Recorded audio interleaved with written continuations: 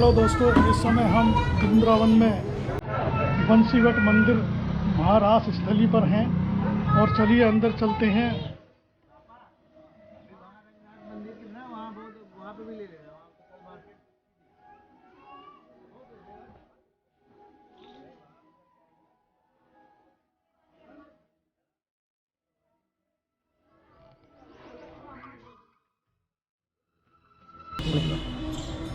शरद पूर्णिमा की रात में प्रभु ने यहाँ ऐसी मधुर बंसी बजाई, उस बंसी को सुन के सब ब्रज गोपी यहाँ पे आ गई।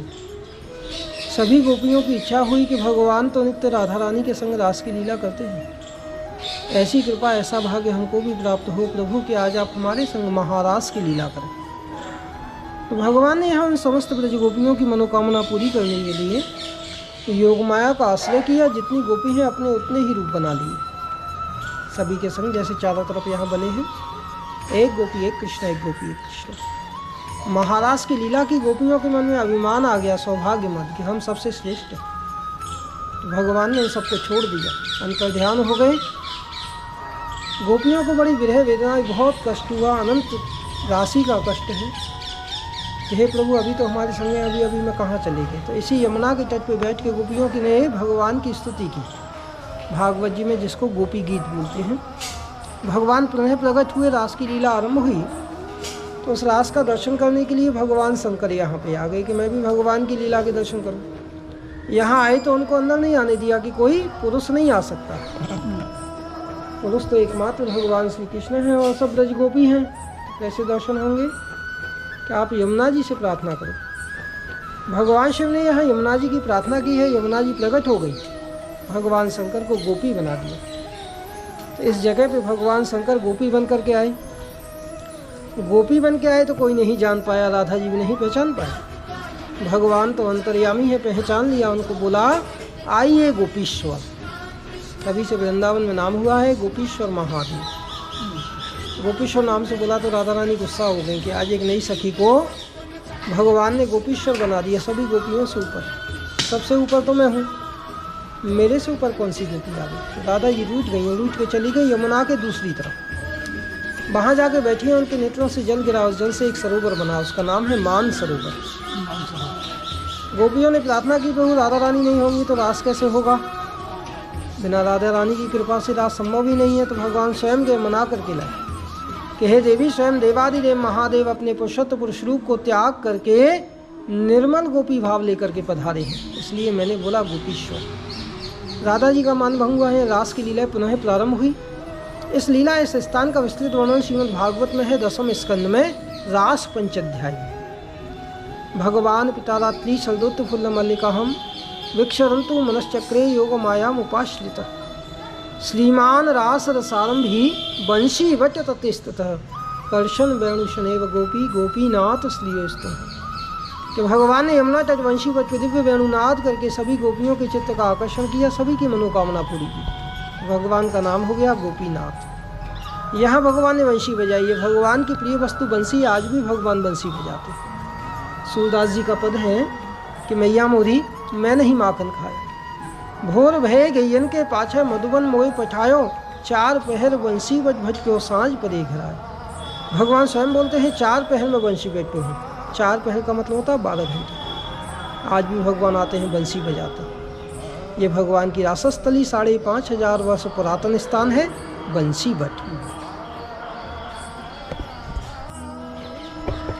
देखिए, ये इस मंदिर के महंत जी हैं, इन्होंने यहाँ के बारे में काफ़ी कुछ बतलाया और काफ़ी अच्छा लगा, और ये बातें हम आप तक पहुँचाएंगे अपने चैनल के माध्यम से।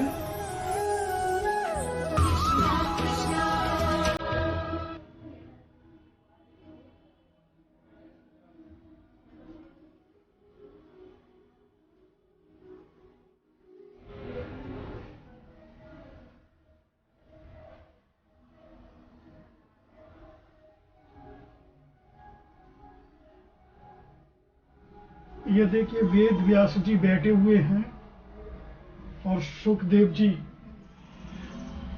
लेटे हुए हैं, उनके आगे दंडवत कर रहे हैं।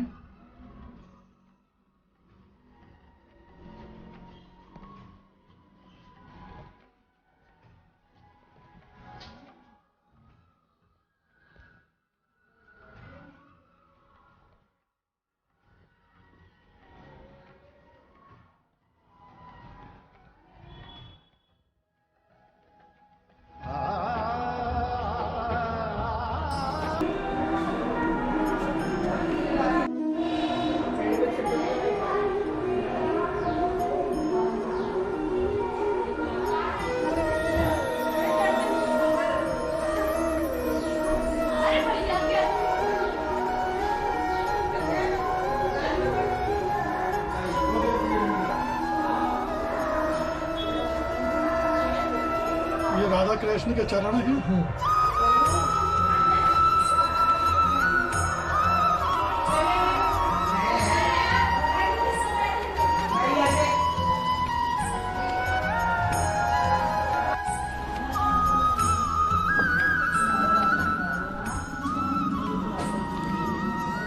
हेलो दोस्तों, ये बंसीपट स्थान है जहाँ पर श्री कृष्ण भगवान ने बंसी बजाई थी और यहाँ महारास हुआ था।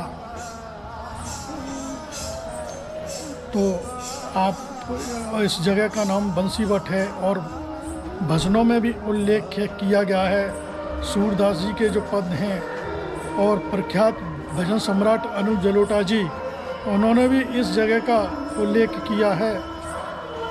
भोर भयो गैयन के पाछे मधुबन मोए पठायो, चार पहर बंसीवट भटकियो, सांझ परे में घर आयो, कि मैया मोरी मैं नहीं माखन खायो।